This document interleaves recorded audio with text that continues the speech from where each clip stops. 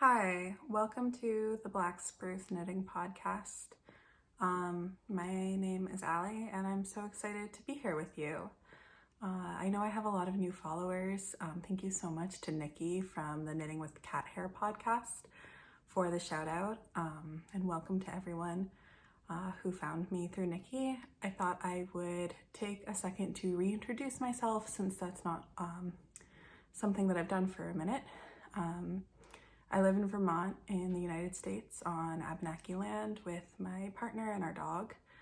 I am queer, I am Jewish, I am a mental health therapist, I studied social work, I am a cancer survivor, I have a sort of background in drawing and printmaking, but I'm not making as much art these days. I'm mostly focusing on fiber and craft. I mean, we could talk about art and craft, but we don't have to get into that right now. I am interested in nature and gardening and growing things and animals and fantasy and science fiction and stories and magic and all of those things. I think I try to express through my knitting. So hopefully some of who I am gets communicated through the things that I make. Yeah, and I have a lot of stuff to show you all today. I have two finished objects, one of which I haven't shown yet on this channel. I have a new work in progress, and I have purchased a lot of yarn recently, yarn that's either local to me or local to the place where I bought it. And I'm so excited to show you. I don't usually buy this much yarn, but I have knit through a lot of my yarn because I've been knitting a ton. And so I like to have my next few projects planned out and have yarn for them.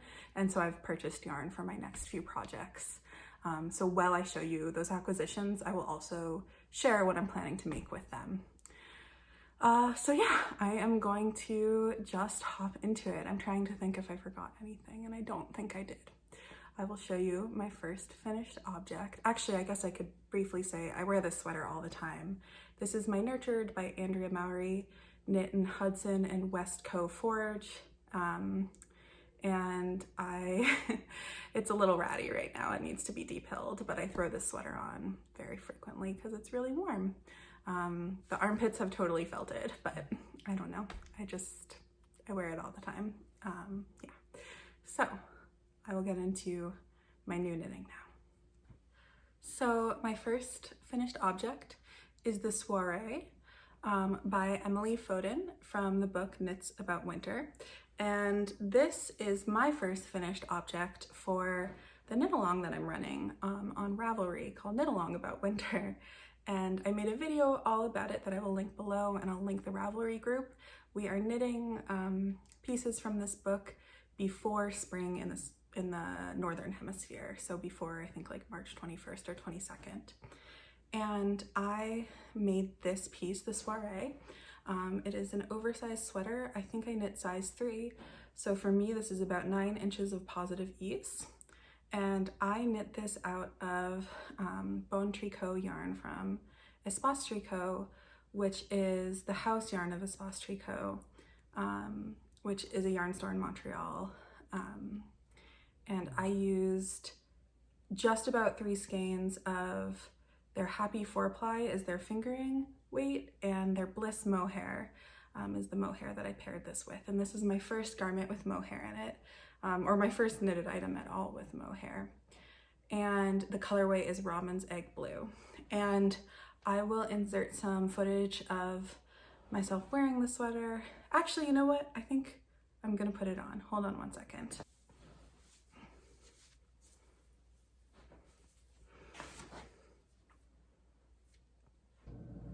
Okay, we have a visitor. I don't know if my pants today go with this sweater, but I wanted to show it to you. So the Soiree is a bottom-up sweater. You knit in the round and then you split for the armholes, Kitchener stitch the top, pick up the sleeves and pick up the neckline. It has lots of beautiful details like these cables and this honeycomb stitch. It has these rolled over edges, which I think some people prefer not to knit and have like replaced them with ribbing and other things. I chose to knit them even though I have never knit them before, and I blocked them pretty aggressively, and I read a tip, and I bound off pretty tightly for the neck, because when you bind off more tightly it makes it so that it can't roll as much because there's not as much room to roll over, and so it makes the neckline look a little tidier, I think. So I'm glad that I chose them, because I do think it's like a really fun part of the pattern, and you do some cable stitch so that they don't roll too much. And yeah, it's really quite oversized. I knit it on the recommended needle size, which was US 7 for most of it, and then US 6 for certain parts where you want it to be a tighter gauge, like the neckline. And the US 7 with this combo just made for such a lovely drapey fabric. It is definitely quite oversized. It actually was recommended to have even more ease, but I felt like this was enough for me. And I do think it's just a beautiful pattern that really has that spirit of like staying warm and snuggly. It's quite cozy. I love the way that this yarn works for this. I didn't alternate skeins, but this beautiful tonal yarn from Espace Tricot, I think, just made for such a beautiful sweater. And so I finished blocking this yesterday. Before I blocked it, the yarn was like a little thick, and it's relaxed so much, and I definitely want to get some photos and wear it and see how it wears, and I can get back to you. But I just loved this pattern. I had to stop filming for a second, so excuse me if I'm repeating myself, but I did add an extra pattern repeat, and now in retrospect I actually think I probably could have just done the recommended amount of pattern repeats. I think that it wouldn't have been too cropped on me, but now I just have such like a lovely oversized sweater. I think the fit is great. It's very fun and cozy. Yeah, it's a good one. I think it's a keeper, and I understand why so many people love knitting with mohair. It's so fun and appealing, and it just adds so much interest for your hands. So yeah, that is my soiree. I am trying to think if I have anything else to say about it. I wasn't sure about the shape. I also noticed some people had modified it to be more closer fitting. I usually avoid things with this much positive ease, but I kind of just went for it and trusted the pattern, and I'm glad that I did, because it has such an appeal to it. Like, I could really see this as being something that's like outerwear for me, or even on just a cold day, because it does get quite cold in our house. I should probably have written notes for this episode. I'll probably think of like a million things that I didn't think about, but I can't think of them right now. Oh, how much yarn I have left. I can show you that. This is how much yarn I have left from my third skein of each of these yarns. And I actually panic bought a fourth skein of each of these, and I'm not sure what I'm gonna do with it. I love the color, and I was thinking I could like knit a pair of Persephone mittens, which is another pattern from Knits About Winter, in this yarn. But I'm also contemplating using this as a prize for the knit along, because it's just really, it's beautiful. It's pretty special. This yarn was, I think, expensive because it's like a really nice hand-dyed yarn. It was definitely a splurge for me. I don't usually hold two yarns together.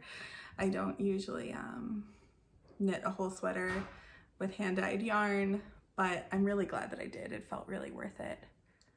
So yeah, I think, let me know if you think that I could use these. I would still want to get some like local Vermont yarns for prizes for the knit along, but I have full skeins, one full skein of each of these, and that might be like a good second prize, so I can offer more prizes. because it's beautiful yarn. Yeah, the Bone Tricot from Espace Tricot.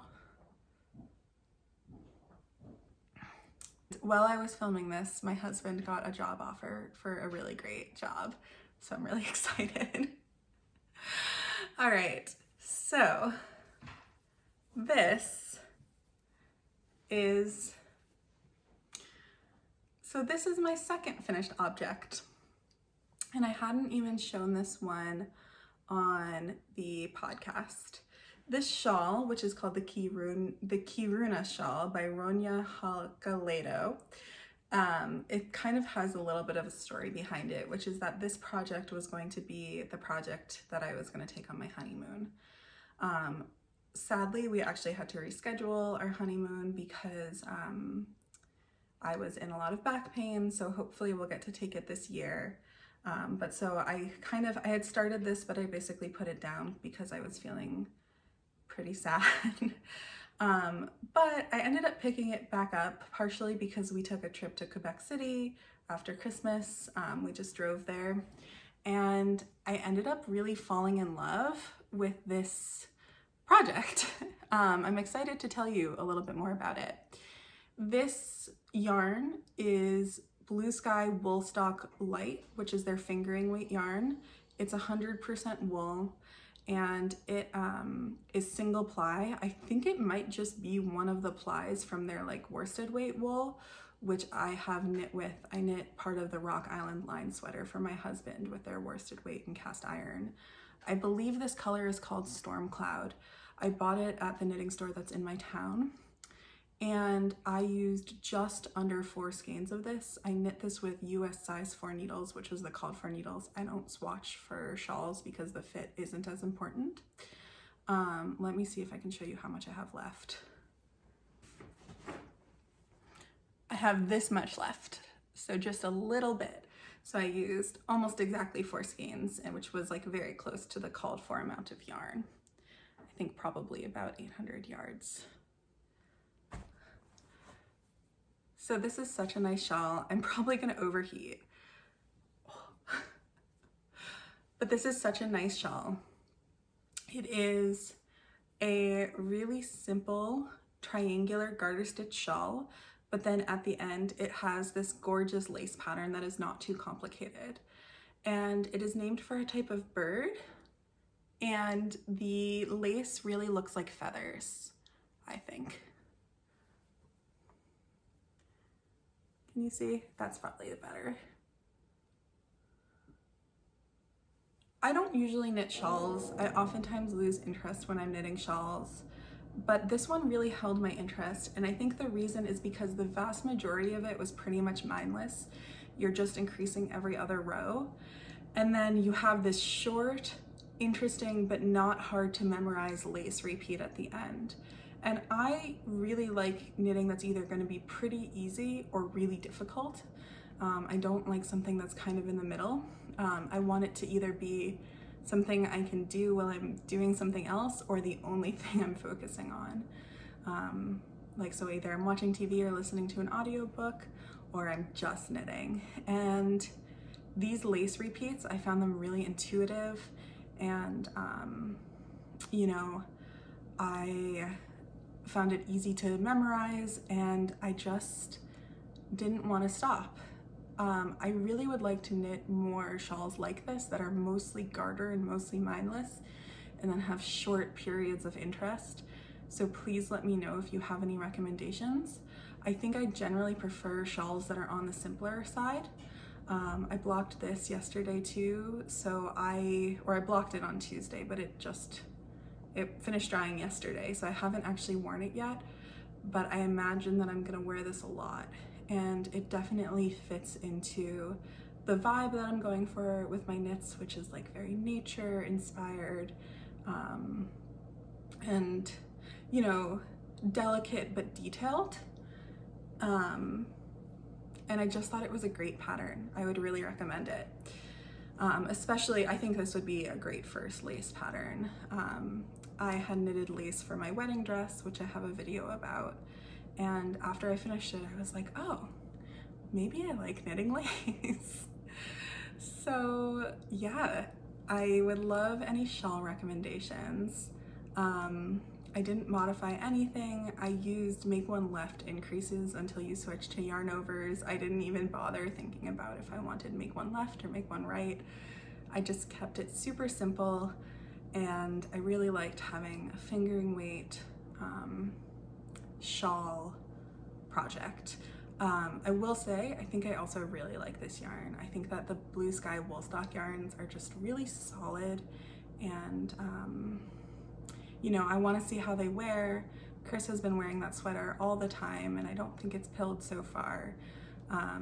But so far, I just think that these Blue Sky yarns seem really like a good, solid, kind of mid-priced option. Like, they aren't super inexpensive, but they also aren't terribly expensive.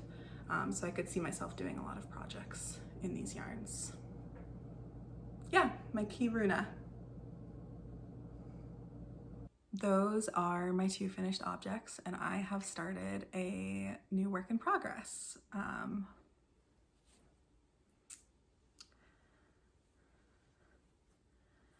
Which is the right side? This one.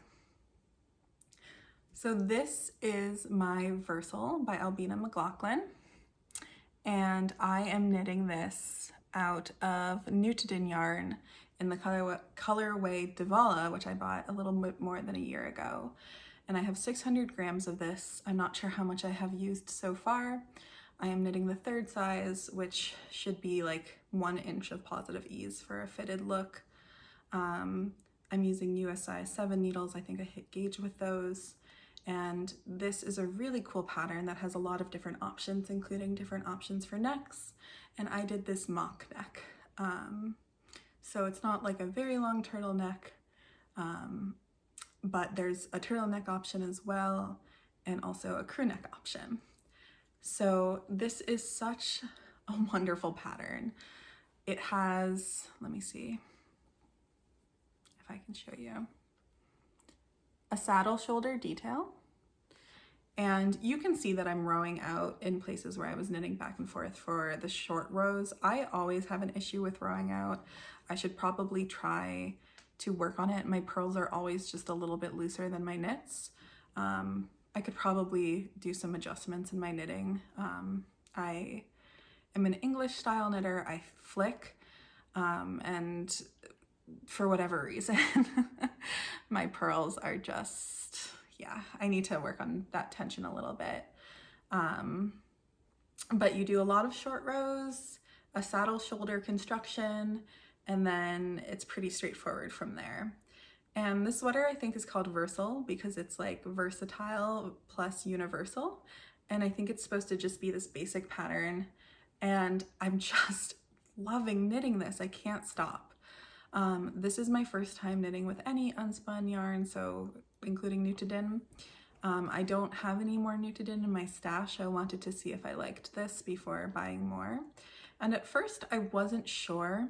I am holding 2 strands together and I'm winding them into balls because Nikki from the Knitting with Cat Hair podcast said that that was a useful way to make it not split. And at first I wasn't sure. The problem that I'm having is not splitting so much as sometimes it becomes quite thin, and then I worry that it's gonna break, but it's like hard to go back and make it thicker. But I have to say, the more I knit with it and the more I get used to it, the more I'm just really enjoying it, especially wound into the ball, which is time consuming, but it just is faster to knit with and sort of more, what's the word? Intuitive. I feel like I've used that word so many times. But I think what I really like about it is I love the feeling of the unspun strands on my finger. And I love feeling like the fullness of the yarn. And it's just, I mean, it's really beautiful. I know a lot of people talk about Nutiden, so you've probably heard a lot about it. But this colorway is like gray-green with these like little rusty flecks. It's funny, I was watching the Sonder knitting podcast with Maggie, and she was like, I have this gray-green color. And I was like, I'm knitting with that color right now while I watch this. Her podcast is wonderful. But I don't know, it's simple, but it's not a raglan. I've knit so many raglans. I'm kind of like interested in more different types of construction. I haven't tried it on yet, so I'm not sure about the fit, but I have measured it and I'm hitting exactly where I want to be hitting in terms of measurements, so I'm feeling confident about the fit. The pattern has other modifications that you can make, like a tapered bodice or a fitted bodice. Like it does kind of a lot of the work for you. And I don't often reknit patterns. I know a lot of people do, but I like to usually knit a pattern and then I'm like, okay, I made that, I want to try making something else because there are so many great patterns. This is a pattern that I feel like I would like to knit again. And I specifically want to knit it out of more unspun yarn. So I might try to catch some Nutiden during the next shop update, depending on what colors they have, or maybe get some Plutolopi, which is more available, because Nutiden, they do such limited runs and you know, you really have to get all of a color at once, because I could see myself making many of these. I'm also I think because it's unspun, the fabric feels so cohesive. It feels like just like wool fabric. You know, you think the more twist and the more ply you have, the more each strand of yarn is going to like be an individual and sort of live on its own. But because there's so little twist, you know, you're putting a little twist in when you're knitting it, but this fabric, it feels like almost like a sheet of wool in a way that I am really enjoying. So yes, my Versal is a work in progress. I have the sleeves on scrap yarn. This is the happy 4-ply from my Soiree. I have a provisional cast on done for these cast on stitches, so hopefully it'll be really easy to pick up and knit the sleeves. I'm gonna knit the sleeves down straight. And yeah, I hopefully will be done with this in my next episode. Yeah.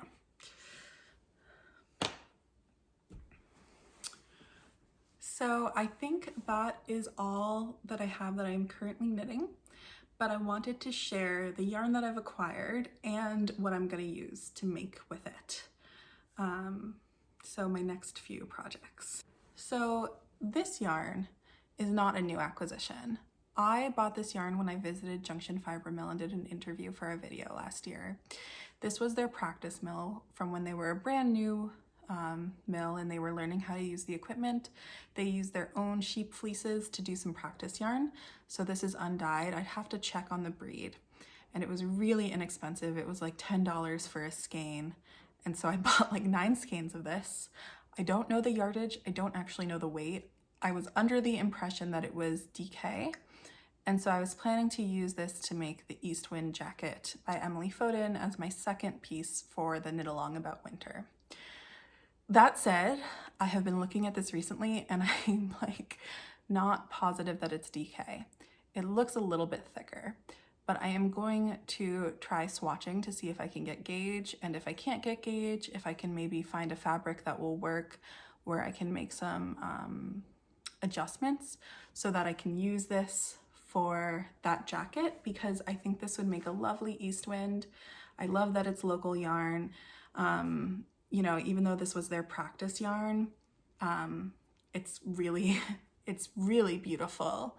And again, $10 US for a skein of locally milled, locally sourced wool was like, I couldn't pass that up. So that is my plan for this. You know, I'll definitely be playing it risky since I don't know how much I have, but I think it should be enough if this is each like 200 yards, and I could probably count it on my, I have an Amish Swift, so you can like see what the circumference of each loop is, and then you could count and I could do like an estimate. The Eastwind jacket also calls for a mohair, which I am going to use now that I know what it's like to knit with a mohair, and a contrasting color for like the edges. I wanted to find a contrasting color that would be a light brown, and that would also be a local yarn. I knew that I probably wasn't going to get a local silk mohair because we don't really make that in Vermont, We have mohair goats here, but I don't think we have like a silk industry. But I picked out and ordered from a local, well, semi-local yarn store that has a lot of like small farm yarns. I picked out this yarn.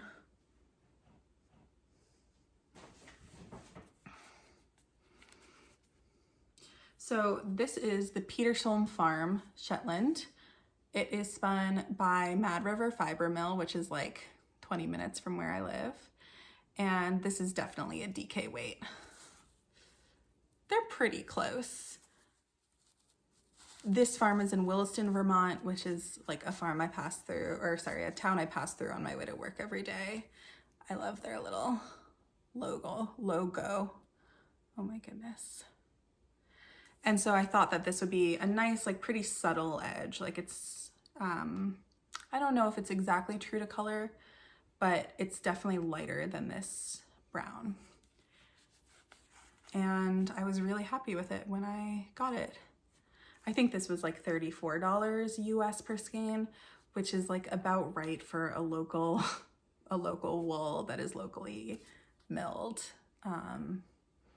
which is why this one was such a good buy. And I scooped a lot of it up. Yeah, this is 300 yards per skein. I have 2 of these. And then I finally ordered my mohair, which is Biche et Bouche Le Petit Silk Mohair. And this is in the colorway dark brown. And I was hoping it would be a little bit of a better match. It's a little bit more like reddish than this brown, which is like a little bit more of like a neutral kind of cooler brown. And I was looking a lot, like I ordered this from La Mercerie because not that many places around here sell silk mohairs. Like there's some options, but I couldn't find a dark brown at any of the stores I went to in person. I don't think that silk mohair is that popular in shops, at least here. And online this looked like it would be like a perfect match, and it's definitely not perfect, but I think I'm gonna knit a swatch because I also have a ton of this. And I think it will be close enough that I can use it for this piece. Lots of browns. So that's going to be my next project. I'm going to try to swatch for this soon so that as soon as I'm finished with the Versal, I can cast on the Eastwind. And I will post all about it on Ravelry. By the way, if Ravelry isn't accessible and you want to join the Knit Along About Winter, please leave me a comment and I will make sure that you are able to enter. But I'm thinking that the prizes will be local Vermont yarn that is like kind of similar to this one from like small farms in our area. So that was kind of like, my first purchase was these 2, but it was to go along with a yarn that I already have for a project.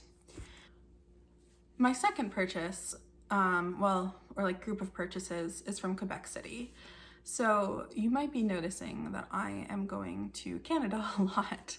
I live about an hour from the Canadian border. I took French for like 7 years, but I've definitely lost most of it, but it is fun for me to go and try to speak French, and everyone is so nice. And we've just been going to Montreal a lot. I'm going in like a week with some friends. It's just like, Montreal's lovely. It was nice to go on a bigger trip to Quebec City where we drove, but it's like 4 hours away. With Chris, especially since we kind of missed our honeymoon, we were supposed to go to Ireland and we couldn't make it. Luckily we got our money back because we had traveler's insurance. But it was really beautiful in Quebec City. It's a walled city. It's got like a lot of character, but there's also just like great museums. We went to the art museum and saw like fabulous exhibits, and the Museum of Civilization, and we just had like a really, really nice time. And we did buy ourselves some things. We got some new tea that's really fabulous and some special teapots for brewing green teas. And I went to a store called Cœur de Maille, which I think means like heart of stitches. And I got some special yarns while I was there. So here's my bag. It says Rêve, Tricoter, Porter, like dream, to knit, to wear, like dream it, knit it, wear it, which I love. And I spent like the entire night before we went to the store on my phone, looking up what yarns they had and thinking about what pattern I wanted to knit, because I like to really buy yarns with a pattern in mind. I don't like to keep a huge stash. I think I have a pretty medium-sized stash. I like it when like all my sweater quantities have a pattern assigned to them, and then I have tons of scraps and tons of like odd skeins that are, you know, can be thrown together for color work, or can sort of like figure out a pattern to use with them. But I like to like go to a store and find a pattern that will work with the yarn, and then like buy the amount that I need. That's just how I like to do it. Everyone kind of stashes differently. I get anxious if I have a lot of stash yarn without a project in mind.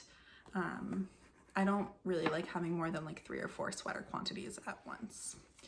But I knew what I wanted, which was I wanted to make the Botanist cardigan by Thea Coleman, and I've never knit any of her patterns before, but I love them.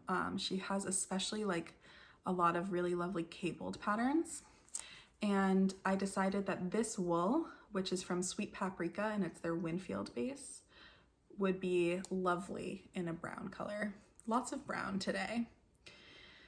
So this wool was grown in Ontario, spun in New Brunswick, and then dyed in Montreal.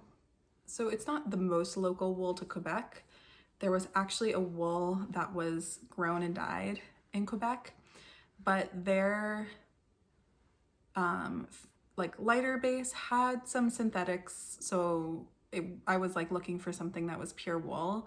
And then their heavier base was single ply, and it was pretty rugged as a wool. I think it almost knit up like Let Lopy would, and I love Let Lopy. But I was thinking about it, and the color that I was most drawn to was like this delicate spring green color. And I was like, there's such an interesting contrast because this wool feels pretty dense and heavy and this color is so light. And I was trying to think of what I would do with it, and my brain just kind of exploded. So I decided to stick with this kind of more basic, it's like pretty woolly, but it's like a really even, I think, 2-ply. And, you know, I find this to be like fairly soft for a 100% wool. And I think it will be beautiful as this Botanist cardigan. I don't know, this just really appeals to me. My vibe that I'm always like kind of going for is like witch who lives at the edge of the woods. And for some reason this is hitting that. So I got 7 skeins of this. But then, oh, and I forgot to get it. I'll put a picture. They had some spinning fiber, and so I got some spinning fiber. And I've been listening to the audiobook Worn, which is a textile history, and it is so good. The author is from Massachusetts, so it is pretty New England focused. So a lot of it definitely has to do with this region of the United States where I live, which makes it extra interesting to me. But there's also so much of it that's global. It's about gender and textiles, and also like labor and labor rights and slavery, because like, you know, the history of slavery is entwined with textile history across the world, like especially in the United States. Like that is, I think, just kind of a fact. And there's a lot of sadness in textile history, and it's really interesting and it feels important. I would really, really recommend this book. I'm enjoying it so much. But there's a whole chapter on linen, and there was actually a robust linen, like linen industry in New England, where it was grown here and it was spun here and it was made into clothing here. And I was like, I really want to try spinning linen. And they had some at this store. So I got this like natural brown linen. to try to spin this. And I've never spun linen before. I'm gonna put this down. I've never spun linen before, and it definitely feels really different than wool does. Do you want to sniff? It definitely feels really different than wool does, and so I'm definitely going to read about spinning it before I just jump in, but I'm excited to try this. I think for me, a dream would be if I could grow some linen and then harvest it and spin it. We don't have that much, like where we live, it's mostly forest. So I would want to be thoughtful about where I grow this because we would like to grow a lot of food and maybe someday have sheep. But I'm so excited. That was one thing I got. I don't know where it is from, so I also don't know if this is actually like, I don't know where this was grown. But I also got a little bat of fiber because it was just so pretty, and it was 12 Canadian dollars. The brand is called Palipa, and it's 100% brebis irlandais, so I think that's like, I think it's all Icelandic wool. And I just thought it was so cute. Again, I don't actually know if this wool is from Quebec or where it's from. I should do some research. But I'm excited to spin this too. I have a little bit more of a fiber stash right now than I used to. I actually do have a spinning project that I'm working on, but it's not done yet. So I will hopefully be able to show you that in my next episode. And I dyed that fiber too, and it's fiber from Vermont, so that's exciting. So yeah, those were my purchases in Quebec. One sweater quantity of yarn and some spinning fiber felt like a good amount. I'm sorry, this is my dog Darwin. I don't know if I actually introduced him. He's so sleepy and cute. I know, I need to knit you something, bud. He loves to be cozy. So those were my first few purchases, but then I made another one that I actually wasn't planning on making. So we were in Massachusetts, and we drove back up to where we live in like north central Vermont, and we stopped at Green Mountain Spinnery. It was the day before my birthday. I was not planning on buying anything, but they had a bin with like discounted yarn that has some like, I think it was mostly like yarn ends, so there were probably more breaks in it than normal. And most of that yarn was Cotton Comfort, which is 80% wool and 20% cotton. And I've never knit anything with Green Mountain Spinnery. I'm planning to eventually knit something out of their weekend wool, which is like a really beautiful wool. They are a mill in like southern Vermont that I consider local to me, and they're cooperatively owned by the workers, which I think is so cool. But I was looking through the kind of Cotton Comfort just to see, and the woman who was working there, who was so kind, was like, well, some of that's actually the alpaca elegance yarn, which is 50% wool and 50% Vermont alpaca. And so I hunted through and I pulled out all of the skeins that I'm pretty sure are alpaca, and I'll show you those skeins first. Okay.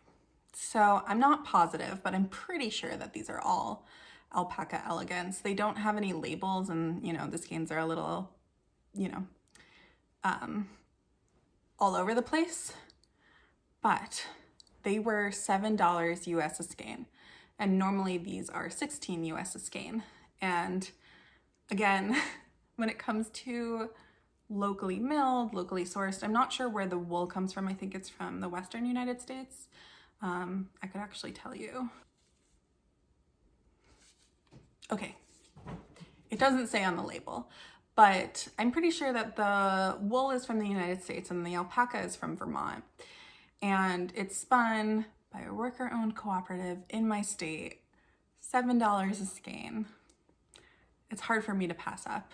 And I had been thinking that I was going to do a pretty, I'm like craving like a pretty complicated color work project.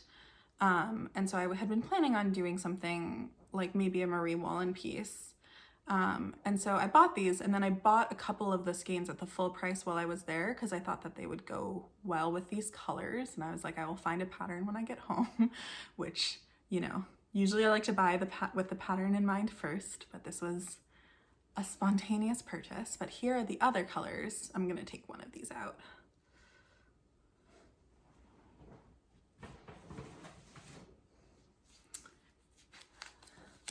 I got this beautiful green. This one is Dragonwell, this one is cream, and this is lavender cream, and I actually have 2 skeins of the green. And I was like, these together could really do something nice. I felt like I needed this purple for a pop.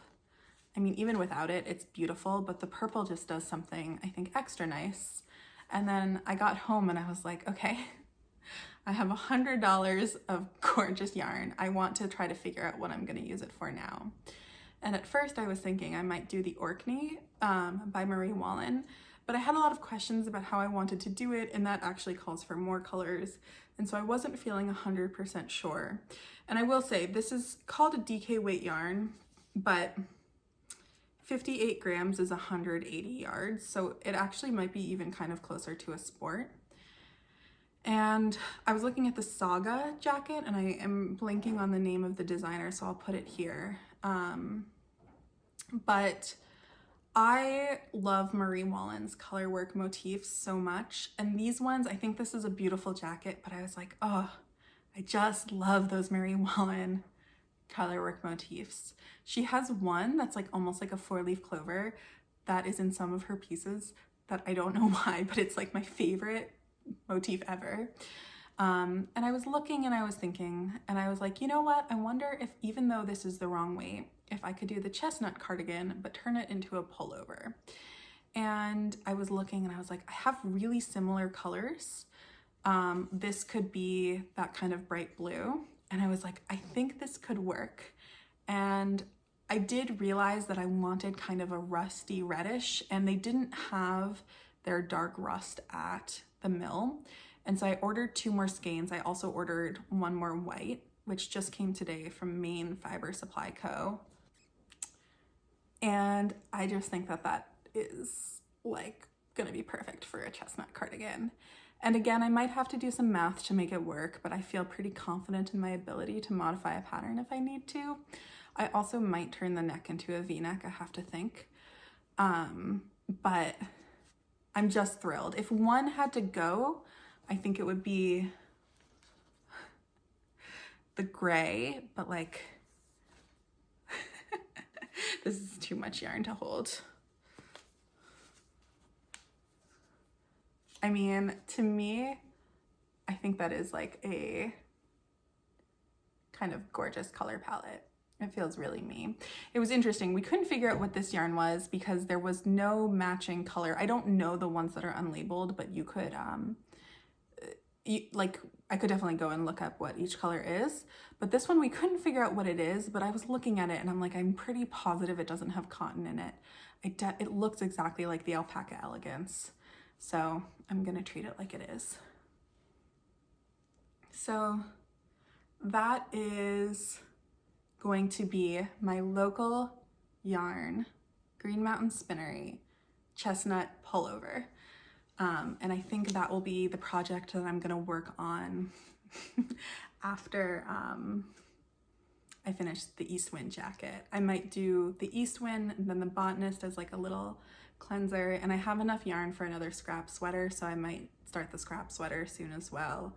And then I would like to knit the chestnut. So those are like my next few knitting projects. And you know, again, everyone has really different feelings about stash. If you're interested in a stash tour, let me know. I don't think I have like too much yarn, but I have a good amount of yarn and I love talking about it and talking about the different characteristics and why I have it. So let me know if that would be something that you would like to see. I'm just gonna hold all of this until the end of the episode because it is making me happy to look at. Yeah, let me know if that's something that you would like to see, and I would love to talk more about what I have. But I had the yarn for the Versal stashed. I had the yarn for the Eastwind stashed. I'm trying to think what else I've finished recently. I think I have 2 cones of yarn that I would like to use, and I have projects in mind. They're both Jameson and Smith.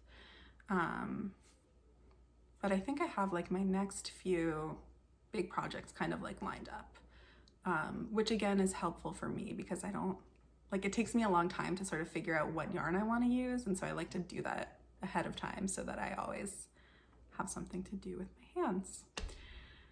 So I think that is all that I have to share with you today.